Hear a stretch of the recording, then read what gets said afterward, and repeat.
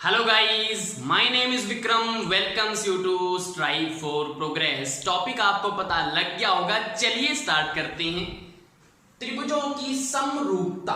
तो समरूपता का पहले तो मतलब क्या है? सम का मतलब समान और रूप क्या होता है आपको पता है, आकार उसका। तो समान है जिसका रूप वो समरूप होंगे। तो यहां पे इसका कंसेप्ट क्या होगा कि अगर हमारे पास त्रिभुज ABC और PQR है, ये समरूप कब होंगे? इसकी दो कंडीशंस हैं। पहली कंडीशन क्या है कि संगत भुजाएं समानुपाती होनी चाहिए, दूसरा संगत कोण बराबर होने चाहिए। तो मैं आपको यहां पे लिख देता हूं।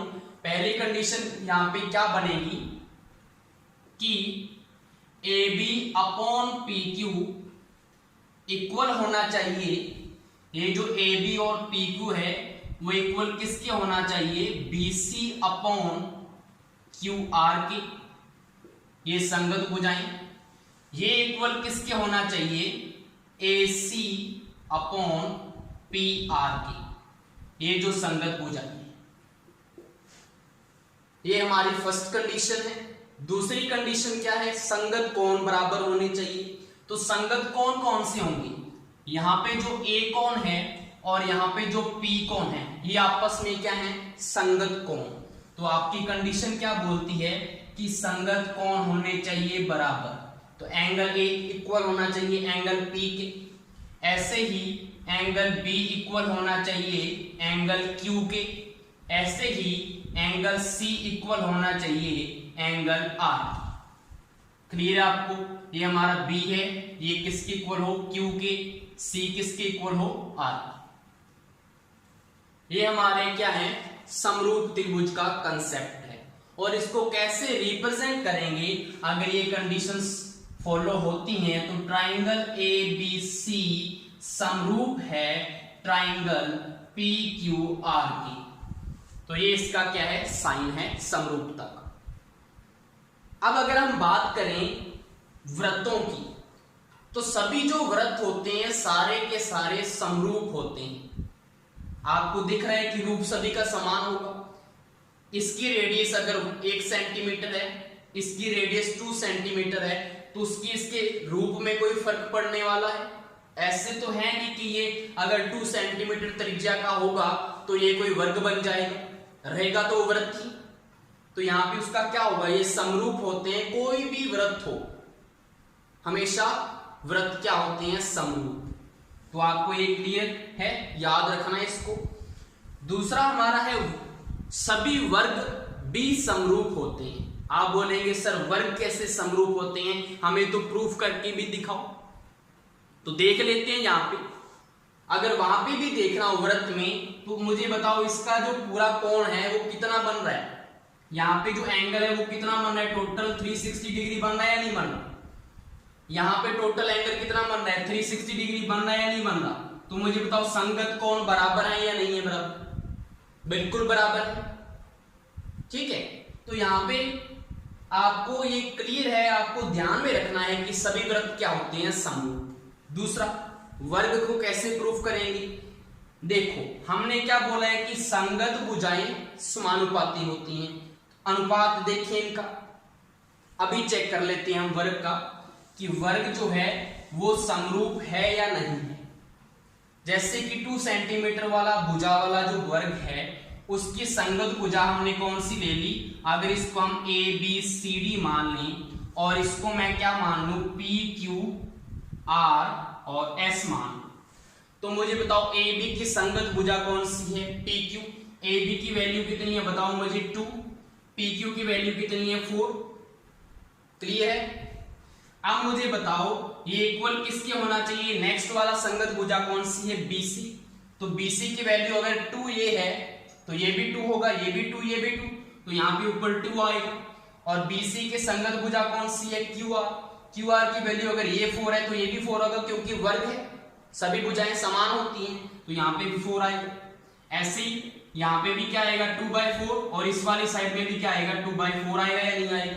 तो पहली कंडीशन यहाँ पे लागू होती है या नहीं होती? बिल्कुल लागू होती है। उसके बाद अगर हम बात करें संगत कोण बराबर है या नहीं है, तो बिल्कुल बराबर है। आपको पता है ये वाला एंगल जो है 90 है, ये भी 90 90 90, और इसमें भी क्या होते हैं, ये 90 है, ये 90 है, ये 90 है, ये 90 है।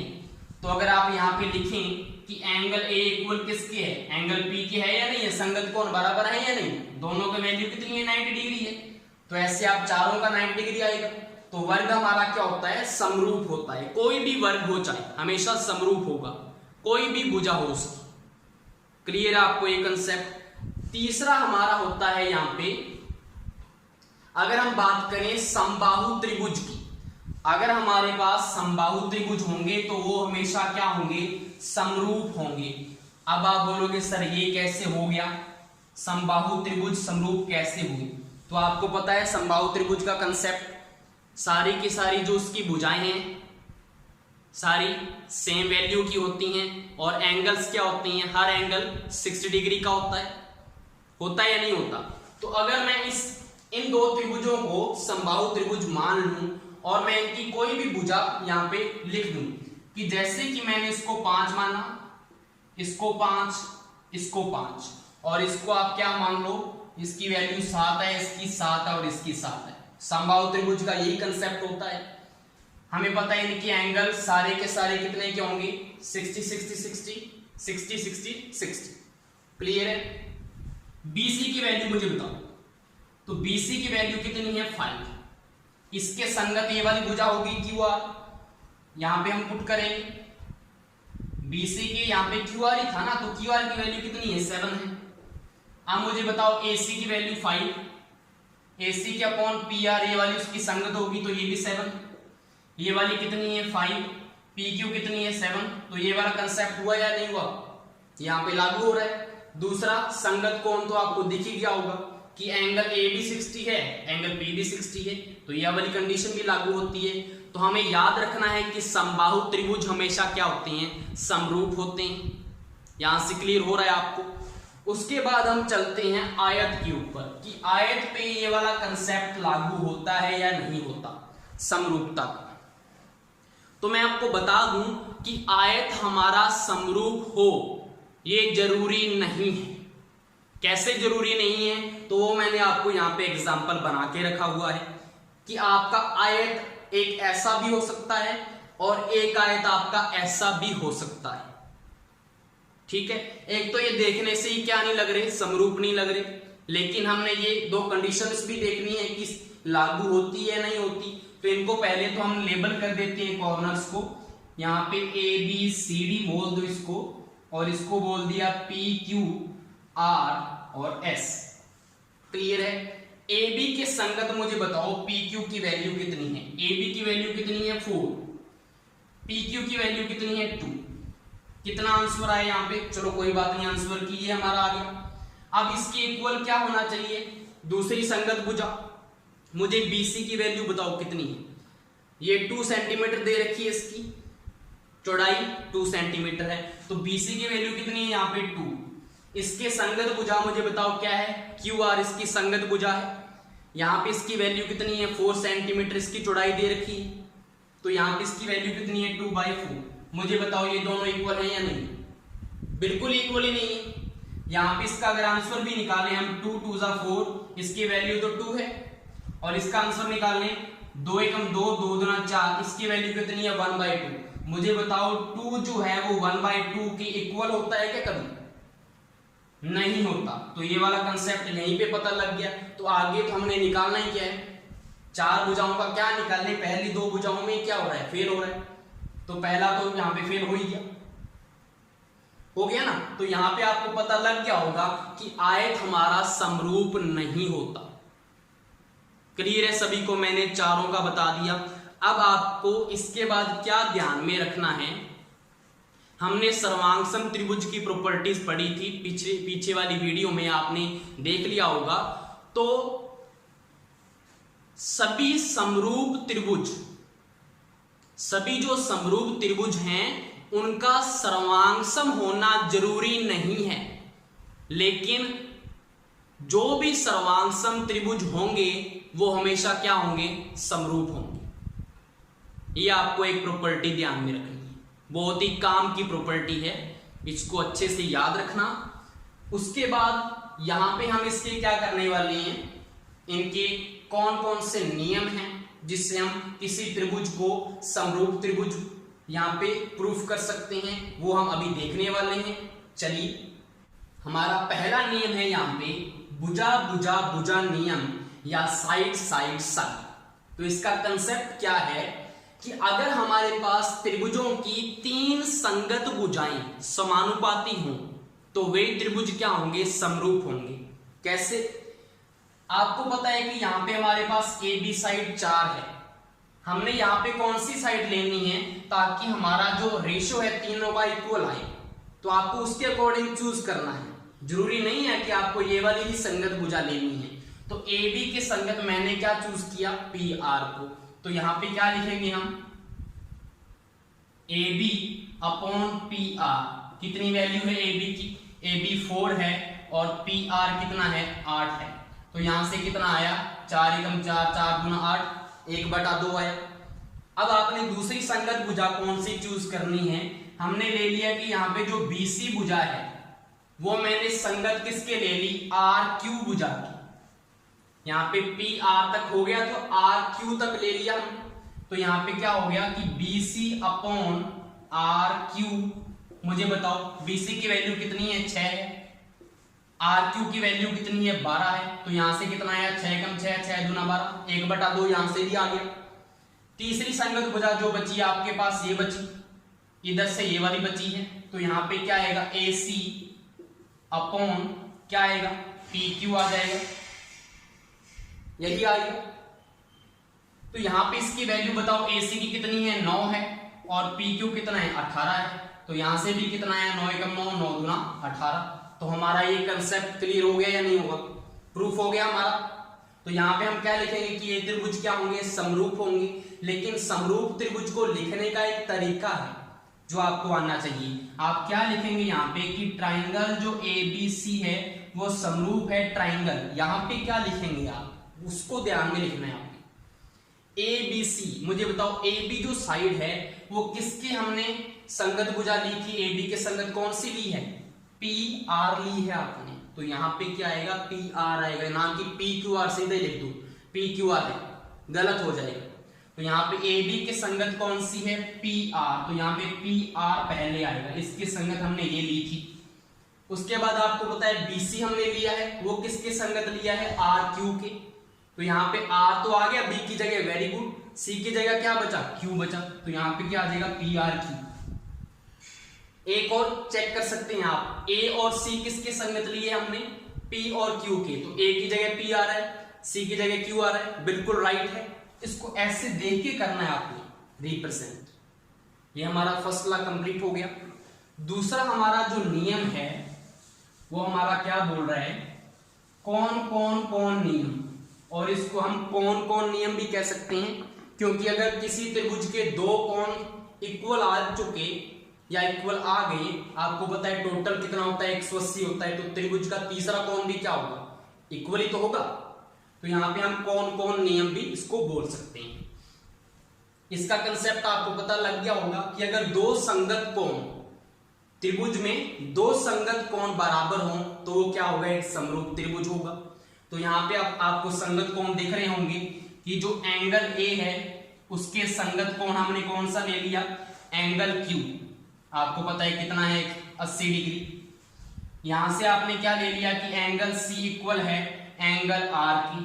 तो यहाँ पे ये कितना आ गया, 40 डिग्री। अब आपको पता है जो तीसरा एंगल है वो तो इक्वल ही आएगा ना, 80 और 40 है। तो यहाँ पे कितना ये बचा, ये बचा 60 और ये भी कितना बचेगा, 60 ही तो बचेगा, क्योंकि 8 बचा 12, 120 तो ये हो गया, 60 बचा।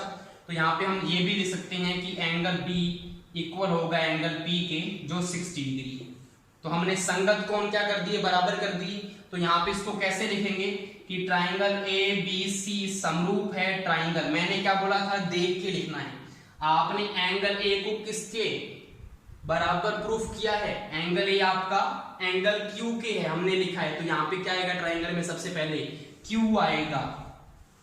बी आपके किसके संगत है, बी आपने पी के संगत लिया है, बी पी के संगत है, तो यहाँ पे पी आएगा।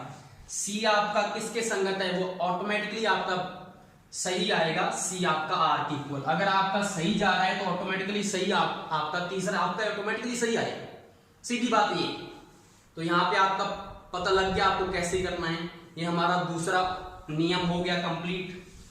उसके बाद हमारा जो तीसरा नियम है वो क्या बोलता है, लास्ट जो इसका नियम है भुजा कोण भुजा नियम, SAS।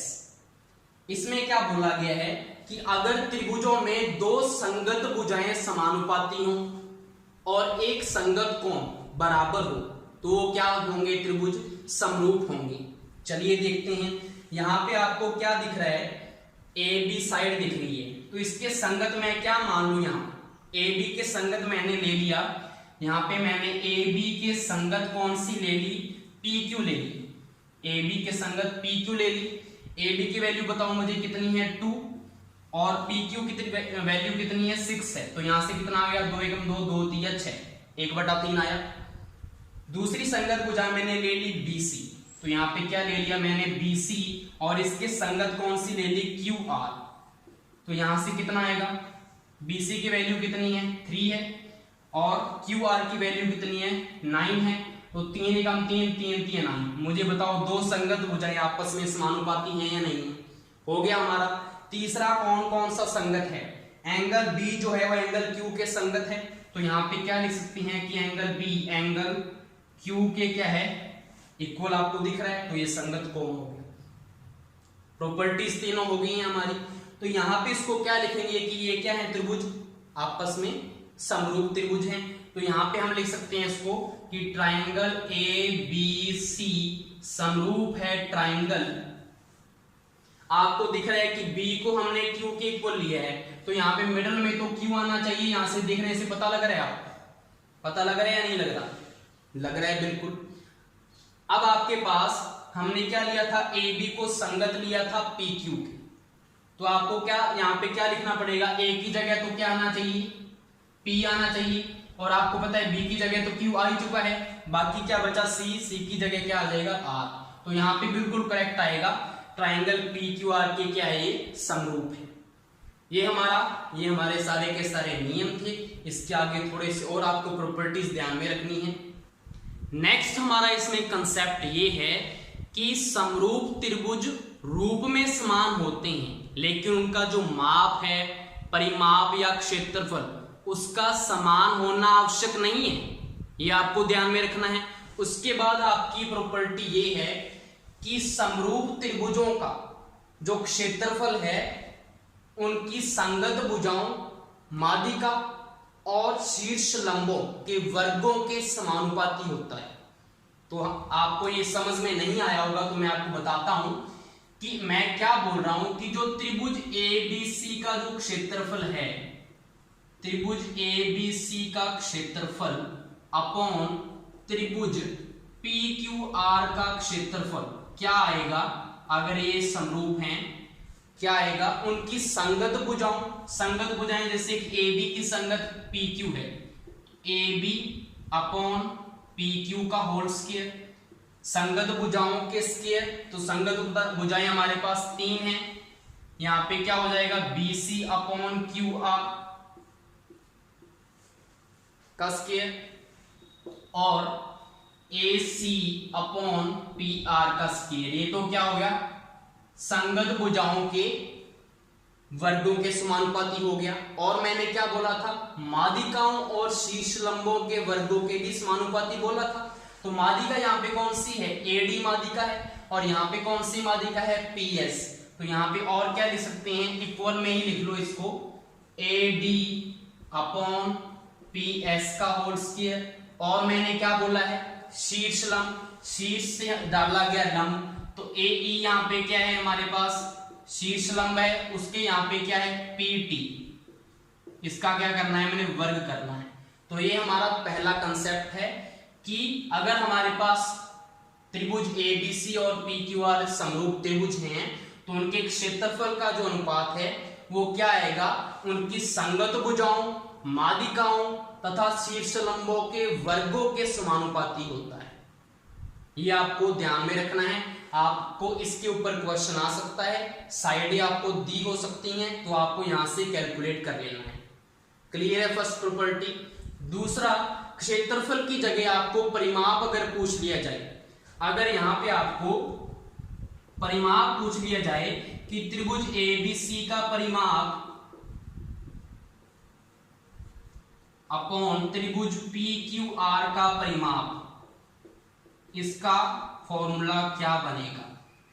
आपको कोई भी वैल्यू दी हो सकती है और आपको कोई एक वैल्यू निकालनी होती है, सभी को पता है। तो यहां पे इसका क्या बनेगा, स्केयर हटा देना है सिर्फ आपने। तो यहां पे क्या बनेगा, A B upon P Q equal B C upon Q R equal A C upon P R equal A D upon P S equal A E upon P T.